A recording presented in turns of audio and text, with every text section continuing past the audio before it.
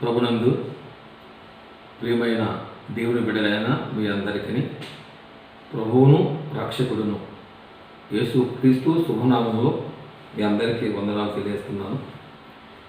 గడిచిన ఆదివారం మొదలుకొని ఈ ఆదివారం వరకు ఆయన సన్నిధి మనకు అనుగ్రహించి ఆయన ఆరాధించడానికి దేవుడు మన కృప అనుగ్రహించాడు.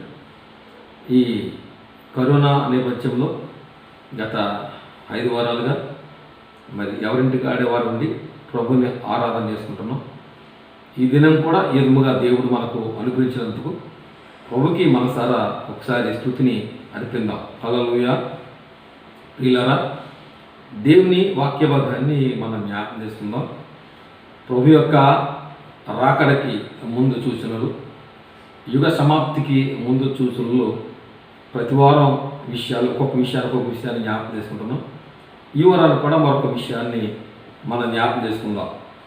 దైవ గ్రంథమైన బైబిల్ గ్రంథంలో నుంచి మత్తయి రాసిన సువార్త 24వ అధ్యాయం 12వ వచనాన్ని చదువుకుందాం. మత్తయి రాసిన సువార్త 24వ అధ్యాయం 12వ వచనం. అక్రమం విస్తరించుట చేత అనేకులలో ప్రేమ చల్లారును. ప్రియులారా, ఈ వాక్యాన్ని గడిచిన వారాన్ని మనం జ్ఞాపకం చేసుకున్నాం. ఈ ప్రభువారి యొక్క రాకడకు ముందు, యుగ సమాప్తికి ముందు సూచనలు. 12వ వచనంలో ఒకే వచనంలో 2 మాటలు కనిపిస్తాయి. ఒకటి ఏంటంటే అక్రమం విస్తరించుట, రెండోది ప్రేమ చల్లారుట. పోయిన వారం అక్రమం విస్తరించుట అనే అంశాన్ని మనం జ్ఞాపకం చేసుకున్నాం. ఈ వారం మరి ప్రేమ చల్లారును. అంటే ఈ యుగ సమాప్తికి ముందు మనుషుల్లో ఏముండదంటే ప్రేమ ఉండదంట, ప్రేమ చల్లారిపోద్దంట అని వాక్యం రాయబడింది. సరే, ఈ ప్రేమ అనే మాటకు మనకు నిర్వచనం ఏంటి అంటే ఈ లోక సంబంధమైన ప్రేమలు కాదు. మరి చాలామంది ఏమనుకుంటారంటే ఈ లోక సంబంధమైన ప్రేమ అనుకుంటారు, కానీ అది కాదు. సాదృశ్యం ఏంటంటే ఒక వ్యక్తి మరో వ్యక్తిని ఇష్టపడినప్పుడు ఆ వ్యక్తిని మరి ఏదో విధముగా మరి నాశనం చేయాలని ఆలోచన కలిగి ఉంటారు. తనకు దక్కనప్పుడు నాశనం చేయాలని ఆలోచన చేస్తుంటారు. అలాగ నాశనం చేయాలని ఆలోచన కలిగేది ప్రేమ కాదు. ప్రేమ అనేది ఏంటి అంటే మరి ఎదరు వ్యక్తికి నష్టాన్ని కలిగించలేనిది ప్రేమ. మరి దాని గురించి బైబిల్ గ్రంథంలో ఉంచి కొన్ని విషయాలు మనం జ్ఞాపకం చేసుకుందాం. ప్రేమ అనే దాన్ని, అలాంటి ప్రేమ మరి చల్లారిపోతుంది అనే వాక్యం రాయబడింది. అసలు ప్రేమ అంటే ఏంటి అనేది బైబిల్ గ్రంథంలో నుంచి కొన్ని విషయాలు మనం జ్ఞాపకం చేసుకోగలిగితే, యోహాను సువార్త, బైబిల్ గ్రంథంలో నుంచి యోహాను సువార్త 14వ అధ్యాయం, యోహాను సువార్త 14వ అధ్యాయం మనం 21వ వచనాన్ని చదవగలిగితే అక్కడ ఒక మాట కనిపిస్తుంది. నా ఆజ్ఞను అంగీకరించి వాటిని గైకొనువాడే నన్ను ప్రేమించేవాడు. చూడండి, ఇక్కడ వాక్యాన్ని మనం జ్ఞాపకం చేసుకుంటే, నా ఆజ్ఞను అంగీకరించి వాటిని గైకొనువాడే నన్ను ప్రేమించేవాడు. ప్రేమ అనే మాటకి ఏంటి అని నిర్వచనం రాయబడిందంటే బైబిల్ అంటే దేవుడు ఇచ్చిన ఆజ్ఞను గైకొనడమే ప్రేమ. దేవునికి స్తోత్రం. కాబట్టి దేవుడు తన మనుషులను చేశాడు. మనుషులు ఎలాగ జీవించాలో, ఎలా నడవాలో ఒక బుక్కుని తయారు చేసి మనిషి యొక్క చేతిలో పెట్టాడు. కాబట్టి దీంట్లో దేవుని యొక్క ఆజ్ఞలు ఉన్నాయి. దేవుని ఆజ్ఞలు పాటించడమే దేవుణ్ణి ప్రేమించడం. కాబట్టి మరి ఆజ్ఞలు గైకొనడం వల్ల నిజమైన ప్రేమ ఏంటి అనేది మనకి వాక్యాన్ని బట్టి మనకు అర్థమవుతుంది. అసలు ఆజ్ఞ అంటే ఏంటి అనేది మనం జ్ఞాపకం చేసుకుంటే బైబిల్ గ్రంథంలో నుంచి మత్తయి రాసిన సువార్త, ఆజ్ఞలుగా ఏంటి, మత్తయి రాసిన సువార్త 22వ అధ్యాయము 37వ వచనాన్ని మనం చూడగలిగితే, 22వ అధ్యాయం 37వ వచనం చదవగలిగితే, 36, 37 చదవగలిగితే, బోధకుడా ధర్మశాస్త్రంలో ముఖ్యమైన ఆజ్ఞ ఏదని అడిగాను. అందుకు ఆయన, నీ పూర్ణ హృదయముతోనూ నీ పూర్ణాత్మతోను నీ పూర్ణ బలముతోను నీ దేవుడైన ప్రభువుని ప్రేమింపవలనదే అని రాయబడింది. ఇక్కడ వాక్యాన్ని మనం జాగ్రత్త ఆలోచన చేయగలిగితే ధర్మశాస్త్ర ఉపదేశకుడు వచ్చి ప్రభుని అడుగుతున్నాడు, అయ్యా ధర్మశాస్త్రం అంతటిలో ముఖ్యమైన ఆజ్ఞ ఏది అని అడుగుతున్నాడు. అడిగితే యేసు ప్రభు వారు చెప్తున్న మాట ఏంటంటే, ధర్మశాస్త్రంలో ముఖ్యమైన ఆజ్ఞ ఏదని అడిగాను. అందుకు ఆయన నీ పూర్ణ హృదయముతోను నీ పూర్ణాత్మతోను నీ పూర్ణ హృదయముతోను నీ దేవుడైన ప్రభువుని ప్రేమింపవలనదే అని ఆయన జవాబు ఇచ్చినట్లుగా వాక్యం రాయబడింది. చూడండి, ప్రేమ అనగా ఏంటంటే ఆజ్ఞను గైకొనడమే ప్రేమ అని రాయబడింది. ఆ ఆజ్ఞ అంటే ఏదంట? ఆ ఆజ్ఞ ఏదని రాయబడిందంటే నీ దేవుడైన యెహోవాను నువ్వు ప్రేమించడమే ప్రేమ, నువ్వు ప్రేమించడమే ఆజ్ఞ, ఆజ్ఞే ప్రేమ అని దీనికి వాక్యం బాగా రాయబడింది. చూసారా, ధర్మశాస్త్రంలో ఈ వాక్యాన్ని రాశాడు. దానితో ఆఫ్ చేయలేదు. ఏమన్నాడంటే ఇది ముఖ్యమైనది, మొదటి ఆజ్ఞ, నిన్ను వలె నీ పొరుగు వారిని ప్రేమించాలనేది ఆజ్ఞయు దాని వంటిదే. ఈ రెండు ఆజ్ఞలు ధర్మశాస్త్ర ప్రవక్తలకును ఆధారమై ఉన్నదని అతనితో చెప్పాను.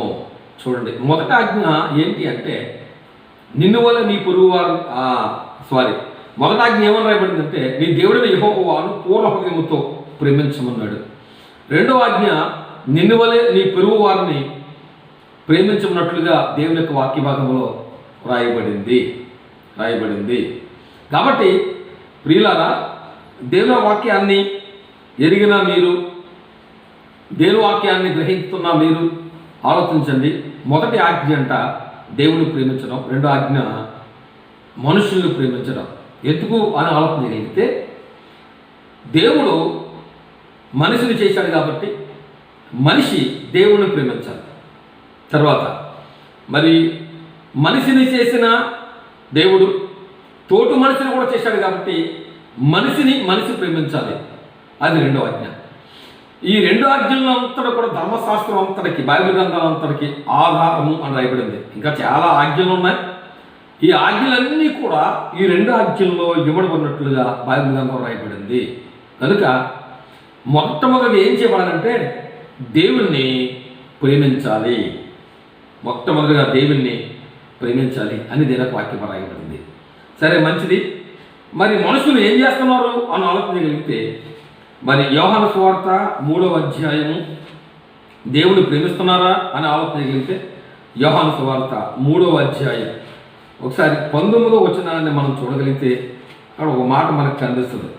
3వ అధ్యాయం 19వ వచనం, ఆ తీర్పు ఇదే, ఎలుగు లోకంలోనికి వచ్చాను కానీ తమ క్రియలు చెడ్డైనందున మనుషులు ఎలుగును ప్రేమింపక చీకటినే ప్రేమించిరి.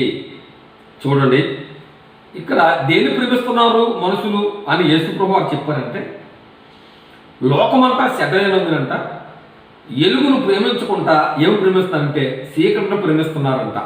చూసారా, అంటే మనుషులు ఎవరు ప్రేమిస్తున్నారు అంటే చీకటిని ప్రేమిస్తున్నారంట, ఎలుగును ప్రేమిస్తలేదంట. ఎలుగు అనే మాటకు ఏ రాయబడింది బైబిల్లో? దేవుడికి చాలా రూపాలు ఉన్నాయి, చాలా నామాలు ఉన్నాయి. చాలా రూపాలలో ఒక రూపం ఏంటంటే దేవునికి ఎలుగు ఒక రూపం. మరి యోహాను రాసిన మొదటి పత్రికలో మరి ఆ మొదటి అధ్యాయము 5వ వచనం అంటాడు, దేవుడు ఎలుగై ఉండును, ఆయనలో చీకటి ఎంత మాత్రము లేదు అని రాయబడింది. దేవుడంట ఎలుగంట, ఆయనలో చీకటి ఏమాత్రం లేదని రాయబడింది. అంటే దేవుని యొక్క రూపం ఎలుగు. మరి ప్రభువైన యేసుక్రీస్తు వారు కూడా యోహాను సువార్త ఆ 8వ అధ్యాయంలో అంటాడు, 8వ అధ్యాయం 12వ వచనంలో, మరలా యేసు వారితో నేను లోకమునకు ఎలుగై ఉన్నాను అన్నాడు. యేసు ప్రభువు వారు కూడా ఏం చెప్పారంటే నేను లోకమునకు ఎలుగై ఉన్నాను. అంటే ఈ వాక్యాలు మనం ఆధారం చేసుకుంటే మరి దేవుని యొక్క రూపం ఏంటంటే ఎలుగు, ఎలుగుతో పోల్చుకున్నాడు ఆయన. ఎలుగు దేవుడు, ఎలుగంటే దేవుడు.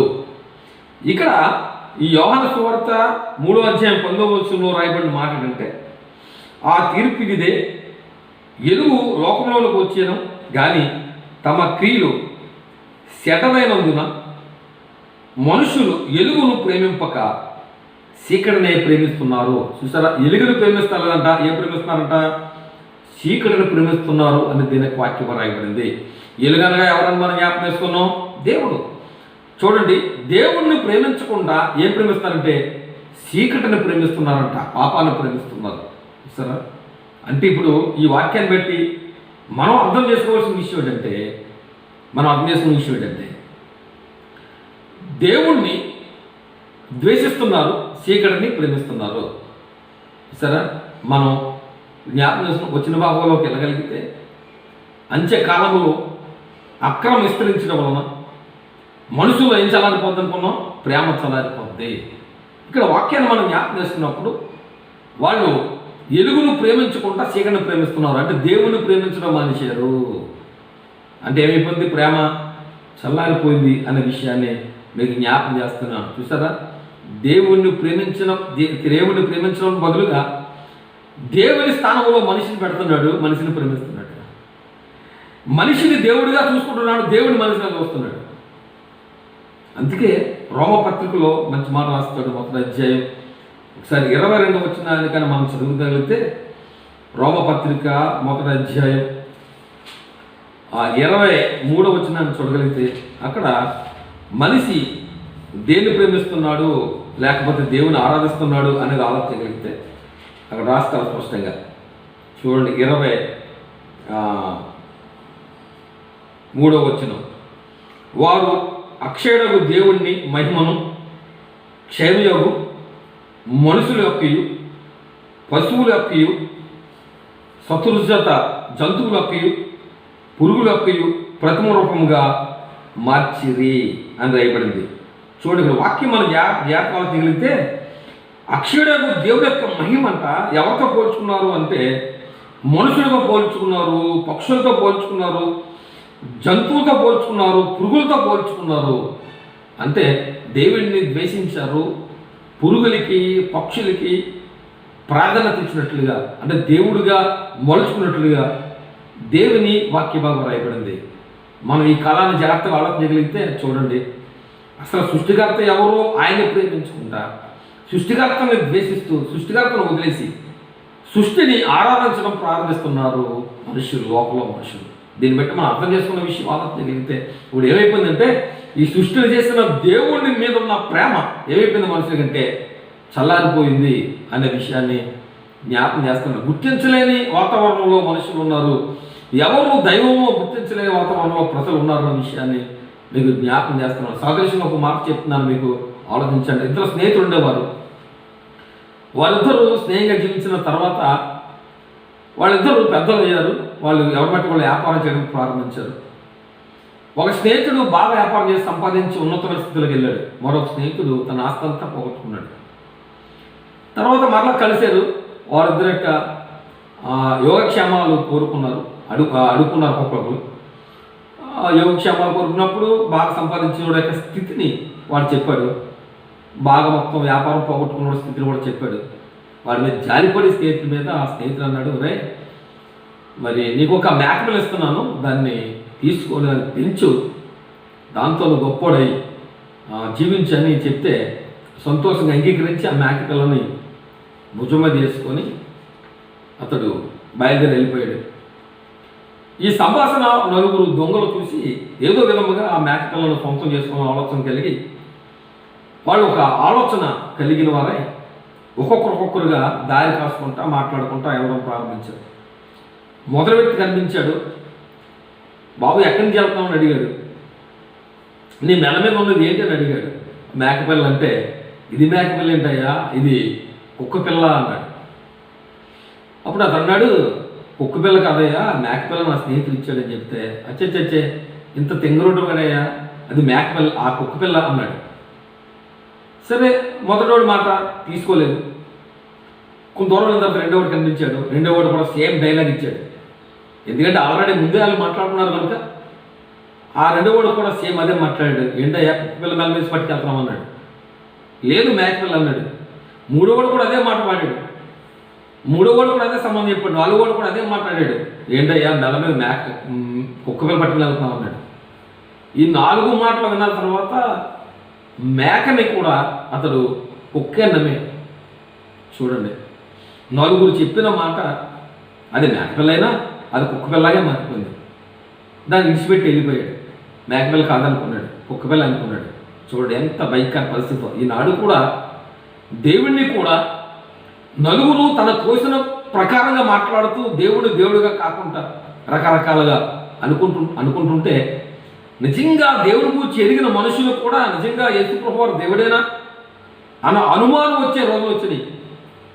ఈయన దేవుడేనా అన్నట్టుగా అనుమానం వచ్చి విడిచిపెట్టే స్థితి కలిగిన వాళ్ళు కూడా చాలామంది ఉన్నారు. అలా ఉంటారని ప్రభువైన యేసయ్య ముందే దేవుని యొక్క గ్రంథములో రాశాడు. ప్రేమ చల్లారిపోతుంది. చూసారా, మనం అర్థం చేసుకున్న విషయాన్ని బట్టి ఆలోచించగలిగితే ప్రేమ చల్లారిపోతుంది అన్న విషయాన్ని మీకు జ్ఞాపం చేస్తున్నాను. దేవుడికి స్తోత్రం చెబుదాం. హల్లెలూయా. కాబట్టి యేసయ్య లోకానికి రక్షకుడు అనే విషయాన్ని మాత్రం మర్చిపోద్దు. ఎన్ని బోధలు వినబడుతున్నా సరే నీ గుండెల్లో మారుమోగేది ఏంటంటే ప్రభువైన యేసు క్రీస్తు నిజమైన దేవుడైన గుర్తు నీ గుండెల్లో ఉండాలి అనే విషయాన్ని జ్ఞాపం చేస్తున్నాను. దేవుడికి స్తోత్రం చెబుదాం. హల్లెలూయా. రెండో విషయాన్ని మనం జ్ఞాపం చేసుకోగలిగితే ఆ వచనంలో రాయబడిన మాట, రెండవ వచనం ఏమన్నాడంటే చూడండి, 22వ అధ్యాయము మనం 37వ వచనం చదువు, 38వ వచనం చదివితే, 39వ వచనం చదివితే, నిన్ను వలె నీ పొరుగు వారిని ప్రేమింపవాలని రెండో ఆజ్ఞ దాని వంటిదే అన్నాడు. రెండవది ఎవరు ప్రేమించాలి అంటే మనిషిని ప్రేమించాలి. రెండవది మనిషిని ప్రేమించాలి. మొదట దేవుని ప్రేమించాలి, రెండవది మనిషిని ప్రేమించాలి. ఎందుకు అంటే నిన్ను చేశాడు దేవుడు మట్టితో, అదే మట్టితో నీ పొరుగు వారిని కూడా చేశాడు. మనం అసలు ఆడతీయగలిగి మనందరూ అన్నదమ్ములము అక్క చెల్లెళ్ళు. నువ్వు ఏ దేశమైనా అవ్వచ్చు, నువ్వు ఏ మతమైనా కావచ్చు, ఏ జాతి అయినా కావచ్చు, ఏ కులమైనా కావచ్చు, నువ్వు ఎవరైనా కావచ్చు. నువ్వు ఎత్తే ఉండొచ్చు, కొట్టే ఉండొచ్చు, లామే ఉండొచ్చు, సన్నం ఉండొచ్చు, ఎలాగైనా ఉండొచ్చు. ఎలా ఉన్నప్పటికీ వాక్య ప్రకారం ఆలోచించగలిగితే మనందరం కూడా సృష్టిలో భాగం. ఒకే మరి దేవుడు ఒకే మట్టిలోంచి మనందరినీ ఒకరి తర్వాత చేశాడు. కాబట్టి నిన్ను వల్లే నీ పొరుగు వారిని కూడా ఏం చేయాలంటే ప్రేమించాలి అని దేవుని యొక్క వాక్య భాగము రాయబడింది. దేవునికి స్తోత్రం చెబుదాం. హల్లెలూయా. ఎందుకు అలా రాయబడింది అలా తెలిగితే అసలు ప్రేమించడం ఎందుకు రాయబడిందంటే ప్రేమ చాలా ఉన్నతమైనది. చూడండి, వాక్యంలోంచి మనం జ్ఞాపకం చేసుకుంటే రోమా పత్రిక 13వ అధ్యాయానికి వెళ్ళగలిగితే అక్కడ ప్రేమ గురించి ఒక చిన్న వివరణ ఇస్తాడు. 13వ అధ్యాయము, రోమా పత్రిక 13వ అధ్యాయము 10వ వచనాన్ని చదవగలిగితే, ప్రేమ పొరుగు వారికి కీడు చేయదు గనుక ప్రేమ గల ఉండుట ధర్మశాస్త్రంను నెరవేర్చుటయే. అంటే ఇక్కడ వాక్యాన్ని మనం జ్ఞాపకం చేసుకుంటే ప్రేమ పొరుగు వారికి ఏం చేయదంటే కీడు చెయ్యదు. ఇప్పుడు మనందరం సుఖంగా ఉండాలి అంటే నీవు నీ ఇంటి పొరుగువారు, నీవు నీ ప్రక్క మతం వారు, నీవు నీ ప్రక్క దేశం వారు అందరూ క్షేమంగా ఉండాలంటే ప్రేమ కలిగి ఉండాలి. ఎందుకంటే ప్రేమ ఏం చేయదంటే కీడు చేయదు. అందుకనే దేవుడు మహాత్మైన తన కృపలో ఏం కలిగి ఉండమని చెప్పాడంటే మీరు ప్రేమ కలిగి ఉండండి, ప్రేమ కీడు చేయదు అని దేనక వాక్య భాగము రాయబడింది. మరో మాట మనం జ్ఞాపకం చేసుకుంటే మరి కొరింథీయులకు రాసిన మొదటి పత్రిక 13వ అధ్యాయం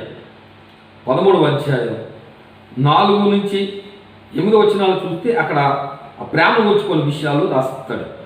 ఇక్కడ చూడగలిగితే 13వ అధ్యాయం 4వ వచనం, ప్రేమ దీర్ఘకాలము సహించును, దయ చూపును, ప్రేమ మచ్చరపడదు, ప్రేమ డంబముగా ప్రవర్తింపదు, అది ఉప్పొంగదు, అమర్యాదగా నడవదు, స్వప్రయోజనమును విసారింపదు, త్వరగా కోపపడదు, అపకారం మనసులో ఉంచుకొనదు, దుర్నీతి విషయమై సంతోషింపగా సత్యమందు సంతోషించును, అన్నిటినీ తాళును, అన్నిటినీ నమ్మును, అన్నిటినీ నిరీక్షించును, అన్నిటినీ వచ్చును. చూడండి 4 నుంచి 8 వచనాలు మనం 7 వచనాలు చదువుకున్నాం. 7 వచనాల్లో ప్రేమకుండే లక్షణాలు రాస్తారు. ఇంచుమించు 13 లక్షణాలు, ప్రేమకుండే లక్షణాలు రాస్తారు. అందులో మొదట మనం జ్ఞాపకం చేసుకుంటే ప్రేమ దీర్ఘకాలం సహిస్తుందంట. ప్రేమ మరి దీర్ఘకాలం సహిస్తుందని దేవుని వాక్యభాగం రాయబడింది. అందులో 13 మాటల్లో మరో మాట ఏముందంటే ప్రేమంట త్వరగా కోపపడదట. అంటే ప్రేమకి ఏముండదంట? కోపం ఉండదంట. ఎంత ఉన్నతమైనదో ఆలోచించగలిగితే ఈ 13 వచనాలు జాగ్రత్త ఆలోచించండి. అందుకనే దేవుడు ఏం చెప్పాడంటే నిన్ను వల్ల నీ పొరుగు వారిని ప్రేమించు అన్నాడు. ఆ ప్రేమ అనే దాన్ని ధరించుకోగలిగితే అసలు మనుషులకి ఏ ఆయుధం అనేది ఆ అవసరం లేదు, ఎటువంటి శత్రుత్వం అనేది ఉండదనే విషయాన్ని జ్ఞాపకం చేస్తున్నాను. దేవుడికి స్తోత్రం చెబుదాం. కాబట్టి ఈ వాక్యం వినుచున్న మీ జీవితాలలో ఏం చేసుకోవాలంటే ఆ విధముగా ఉండాలి అనే విషయాన్ని మీకు జ్ఞాపకం చేస్తున్నాను. ఆ ప్రేమ అనేది చాలా ప్రాముఖ్యమైనది, ఆ ప్రేమ అనేది చాలా ఉన్నతమైనది అనే విషయాన్ని జ్ఞాపకం చేస్తున్నాను. కాబట్టి మరి ఈ ప్రేమ కలిగి మనం జీవించడం అనేది చాలా క్షేమం. ప్రేమ లేని వాడంట మరి వాక్యం చెప్తుంది వాడు ఎలాంటి వాడు అంటున్నాడంటే యోహాను స్వార్థలో యోహాను పత్రికలు అంటాడు ప్రేమ లేని వాడంట అసలు దేవుణ్ణే ప్రేమిస్తలేదు అంటాడు. చూడండి యోహాను రాసిన మొదటి పత్రిక 4వ అధ్యాయం 20వ వచనం చదవగలిగితే ఎవడైనాను నేను దేవుణ్ణి ప్రేమించుచున్నానని చెప్పి తన సహోదరుని ద్వేషించినట్లా అతడు అబద్ధకుడు. తాను చూసిన తన సహోదరుడిని ప్రేమింపని వాడు తాను చూడని దేవుణ్ణి ప్రేమింపలేడు. దేవుని ప్రేమించేవాడు తన సహోదరుని కూడా ప్రేమింపవాలని ఆజ్ఞ మనము పొంది ఉన్నాము. చూసారా, మనం ఎవరి సహోదరుని కానీ ప్రేమిస్తేనంట దేవుణ్ణి ప్రేమించినట్లుగా, అలాగున చేయకపోతే దేవుని ప్రేమించినట్టుగంట. ఎంత ఉన్నతమైనదో ఆలోచించింది. ఎందుకంటే అలాగన్నాడు దేవుడు తన రూపంలో తన పోలుకు చొప్పున నరుని చేశాడు. కాబట్టి నరుణ్ణి తన సహోదరుని పొరుగువాడిని ప్రేమిస్తే ఎవరు ప్రేమించినట్టే దేవుణ్ణి ప్రేమించినట్లుగానే వాక్యం రాయబడింది. బైబిల్లో ఎన్నో విషయాలు వాక్యంలో మనకు కనిపిస్తాయి. ఇప్పుడు ఆ పరిస్థితులు ఉన్నాయని ఆలోచించగలిగితే పూర్వ దినాల్లో మరి కయ్యను తన సహోదరుని చంపాడు. ఏమి లేదు అని ఆలోచిస్తే ప్రేమకు బదులుగా కసి, కోపం. ఆ కోపం ఏం చేసిందంటే తన మరి సహోదరుని చంపినట్లుగా మనం చూడగలుగుతాం. నిన్నగాక మొన్న శుక్రవారం టీవీ 9లో వచ్చిన వార్త ఏంటంటే సిద్దిపేట జిల్లాలో, తెలంగాణ రాష్ట్రంలో సిద్దిపేట జిల్లాలో కోడూరు అనే గ్రామంలో ఎల్లం గౌడ్ అనే వ్యక్తిని 3 మనుషులు కత్తులతో దాడి చేసి చంపారు. అంటే ఏమి లేదని అర్థం చేసుకోవాలి మనం. ప్రేమ లేదు. ప్రేమ ఉంటే సంపాదన అవసరమే లేదు. ఇంతకుముందు ఎప్పుడో ఒకసారి జరిగిన సంగతి నాకు తెలుసు, ఎవరో చెప్తే విన్నాను. ఒక వ్యక్తి తన భార్యను సినిమాకి తీసుకెళ్ళి, సెకండ్ షో సినిమాకి తీసుకెళ్ళి, సినిమా అయిన తర్వాత మధ్యరాత్రి సినిమా విడిచిపెట్టి దారిలో ఆఫ్ చేసి తన భార్యను చంపి తుమ్ములు పెట్టాడు. మరో మాట విన్నాను, మరి ఒక భార్య తన భర్తను చంపి మూట కట్టి 3 ముక్కలు కోసి మూట కట్టింది. చూడండి, అంటే ఏమి లేదు అంటే భర్త మీద భార్యకు ప్రేమ లేదు, భార్య మీద భర్తకు ప్రేమ లేదు, ఇరుగు పొరుగుల మీద ప్రేమ లేదు, అన్నదమ్ముల మధ్య ప్రేమ లేదు. ఏంటి అని ఆలోచించగలిగితే ప్రేమ లేని కారణాన్ని బట్టి జరుగుతున్న సంఘటన ఏమందంటే ఎదరోడికి కీడు జరుగుతుంది అనే విషయాన్ని జ్ఞాపకం చేస్తున్నాను. మన దేశాలు, పొరుగు దేశాలు, 3 దేశాలు స్టోప్ ఉన్న దేశం, ఒక దేశం మీద ఒక దేశం మీద ప్రేమ అనేది లేదు. ఒక దేశం మీద ఒక దేశం మీద ద్వేషం, ఒక దేశం మీద ఒక దేశం మీద కక్షలు. ఏ దేశం ఎప్పుడు దాడి చేస్తుందో ఎవరో తెలియదు. నిజంగా ప్రేమ ఉంటే ఒక దేశం మీద ఒక దేశం ప్రేమ ఉంటే అలా చేసుకుంటాయా అంటే చేసుకో. చూడండి, ఆ దేశ మనుషుల్ని దేవుడు చేశాడు, ఈ దేశ మనుషుల్ని దేవుడు చేశాడు, ప్రపంచంలో ఉన్న ప్రజలందరూ దేవుడు చేశాడు. కానీ మనుషులు ప్రేమ చల్లారిపోయి ఏం పెరుగుతుందంటే పగ, కసి. మనుషులు చంపుకోవాలి. ఏం సాధిందామని మనం చంపుకుంటాడు. ఆలోచించండి. మన యొక్క ఇండియాలో కూడా ఒక జాతీయ గీతాలు, మంచి గీతాలు ఉన్నాయి. భారతదేశము నా మాతృభూమి, భారతీయులందరూ నాకు సమానం, నేను నా దేశమును ప్రేమించుతున్నాను. చూడండి, నా దేశం ప్రేమించు. ఆ పద్యం వచ్చి కానీ పద్యాన్ని నెరవేర్చలేని స్వభావం కలిగిన మనుషులు ఉన్నారు అనే విషయాన్ని మీకు జ్ఞాపం చేస్తుంది. మరో పద్యంలో దేశమును ప్రేమించమన్నా మంచి అన్నది పెంచమన్నా. చూడండి, దేశమును ప్రేమించమన్నా పద్యం వచ్చు. నిజంగా మన దేశాన్ని ప్రేమిస్తున్నామంటే, దేశం అనగా మట్టి కాదు, దేశం అంటే మనుషులను మహాకవి చెప్పాడు. మరి ఈ మనుషులను ప్రేమిస్తున్నామంటే పక్క ఊరంటే మనకు పడదు, పక్కింటి వారంటేనే మనకు పడదు. చివరికి అన్నదమ్ములకి మధ్యనే పడలేని పరిస్థితి, అన్నదమ్ములు సంపూర్ణ పరిస్థితులు, భార్య భర్తలు సంపూర్ణ పరిస్థితులు. ఇలాగున మనం జ్ఞాపం చేసుకుంటే, మనం పరిస్థితులు జ్ఞాపం చేసుకుంటే ప్రేమ ఏమైపోయిందంటే చల్లారిపోయి మనుషులు ఒకళ్ళని చంపుకునే పరిస్థితికి ఏర్పడేదనే విషయాన్ని మీకు జ్ఞాపం చేస్తున్నాను. చూసారా ఏమైపోయింది? నాలో తగిలితే ప్రేమ చల్లారిపోయింది, ప్రేమ లేదు. చూడండి దేవుని బిడ్డలారా, ఎక్కడ దాకా ఎందుకు ప్రభువుని క్రీస్తుని అంగీకరించాం, మన సేవ ప్రారంభించి 20 సంవత్సరాలు అయింది. ఆ 20 సంవత్సరాల క్రితం ఉండే ప్రేమ, అనురాగాలు, బంధాలు ఉన్నాయా నీలో అనేది ఆలోచన జరిగితే, ఇప్పుడు మనం ఎవరి మట్టుకోవాలో ఆలోచన జరిగితే మొదట ఉండే ప్రేమ మనిషిలో లేదు అనే విషయాన్ని జ్ఞాపకం చేస్తున్నాను. కాబట్టి వాక్యం వింటున్న మీరు జాగ్రత్తగా ఆలోచించేటంటే, ఈ ప్రేమ లేని కారణం పెట్టే లోకమంతా జరుగుతున్న భయంకరమైన ఉత్పత్తి, ఒకరి మీద ఒకరు కోపాలు, ఒకరి మీద ఒకరు కసిలు, ఒకరొకరు చంపుకోవడం, ఉద్దేశం చంపుకోవడం, ఒక మతాన్ని ద్వేషించుకోవడం, ఒక మతం మీద ఒక మతం చేసుకోవడం. ఇవి అందరూ మన మనుష్యులు అనే విషయాన్ని మీరు జ్ఞాపకం చేస్తున్నాను. ద్వేషించుకోవడం కాదు, నువ్వు ఏ మతమైనా పర్లేదు, నువ్వు ఏ దేశస్తుడైనా పర్లేదు, నువ్వు ఏ కులస్తుడైనా పర్లేదు, కానీ ప్రభు చెప్పాడు ఒకరినొకరు మాత్రం ప్రేమించుకోండి అని వాక్యం రాయబడింది. కాబట్టి ఆ ప్రేమ ఈ రోజున మనం జ్ఞాపకం చేసుకుంటే చల్లారిపోయింది. అందుకే ఏమన్నాడంటే, ఆ యుగ సమాప్తిలో ఏమవుతుందంటే ప్రేమ చల్లారిపోద్ది. కారణం ఏంటంటే అక్రమం విస్తరించడం వలన అనేకుల్లో ప్రేమ చల్లారిపోదు అని రాయబడింది. కాబట్టి ఇప్పుడు మనం జ్ఞాపకం చేసుకొని పరిశోధించండి, అందరూ ఆలోచించండి, ఏమైపోయిందంటే ప్రేమ చల్లారిపోయింది. అంటే ప్రభువు రాకడికి ఇదంతా సూచన, యుగ సమాప్తికి ఇది సూచన. కాబట్టి ఇలాంటి పరిస్థితుల్లో నీవు నేను మనందరూ చేయవలసిన పని ఏంటి అని ఆలోచించగలిగితే, ఆ ప్రేమను ఏం చేసుకోవాలంట? పెంపొందించుకోవాలనే విషయాన్ని మీకు జ్ఞాపకం చేస్తున్నాను. బైబిల్ గ్రంథంలో పరిగణంలో ఒక మాట అంటాడు. దీనికి వాక్యంలోంచి పరిగణంలో ఒకసారి మనం చదవగలిగితే, ఆ పరిగణ గ్రంథంలో సంఘానికి మాట చెప్తాడు. పరిగణ గ్రంథం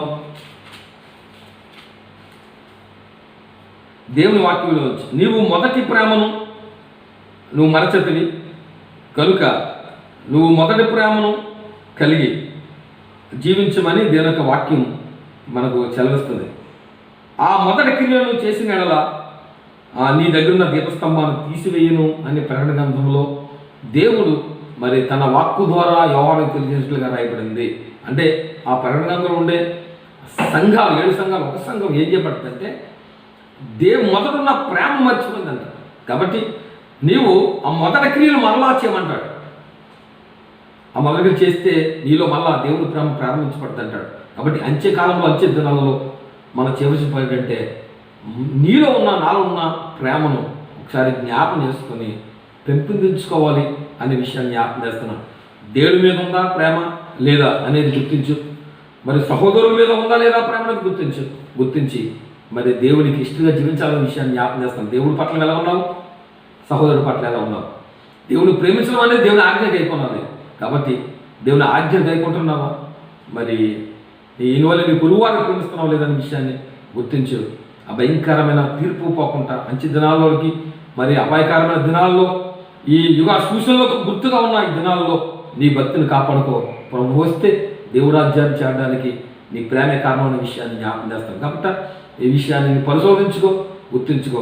ఈ వాక్యం వింటున్న నీ జీవితాల్లో ఈ ప్రేమ లోకాన్ని సలారిపోవడానికి కారణం ఏంటంటే యుగ సమాప్తికి సూచన అని గుర్తించి మెలుగుగలిగి ప్రభువులో జీవించాలని జ్ఞాపకం చేస్తూ వాక్యం ముగిస్తున్నాను. అట్టి కృప పరిశుద్ధాత్మ దేవుడు నీ హృదయంలో మనందరూ హృదయాల్లో ప్రభువు అనుగ్రహించి దీవించును గాక. ఆమేన్. ప్రార్థన చేసుకుందాం. ప్రార్థన. పరిశుద్ధుడును కృప కలిగిన తండ్రి, పవిత్రమైన పరిశుద్ధమైన పాదాలకు ప్రార్థన చేస్తున్నాం. నీ కృపలో జ్ఞాపం చేసుకున్నాం. ఎవరైనా ఈ సమయంలో నీ పాదాల సంత చేరి ప్రార్థించడానికి చూపించు. ఇంతవరకు వాక్యం ఉండడానికి సహాయం చేశారు. వాక్యం మా అందరి హృదయాలు ఉంచండి. ఇక అంత్యకాలంలో అయ్యా ఇక సమాప్తిలో సూచన అందరిలో ప్రేమ చల్లారుతుంది. మధ్యలోంచి లోకంలోంచి కొన్ని విషయాలు జ్ఞాపకం చేసుకుంటే నిజం ప్రభు అప్పుడు లోకాన్ని జ్ఞాపకం చేసుకుంటే అందరిలో ప్రేమ చల్లారిపోయింది నాయన. ఇదిగో తండ్రి మరలా మా జీవితాల్లో ప్రేమను పెంపుముందు చేసుకొని నీ కొరకు జీవించిన కృప చూపించి నన్ను నా సంఘం అంతటిని కాపాడి నీ కొరకు జీవించే బిడ్డలుగా మమ్మల్ని స్థిరపడి బలపరచున్నది ప్రార్థన పూర్తి చేసి ఘనతామయ యేసు నామములో అడుగుతున్నాము తండ్రి, ఆమేన్.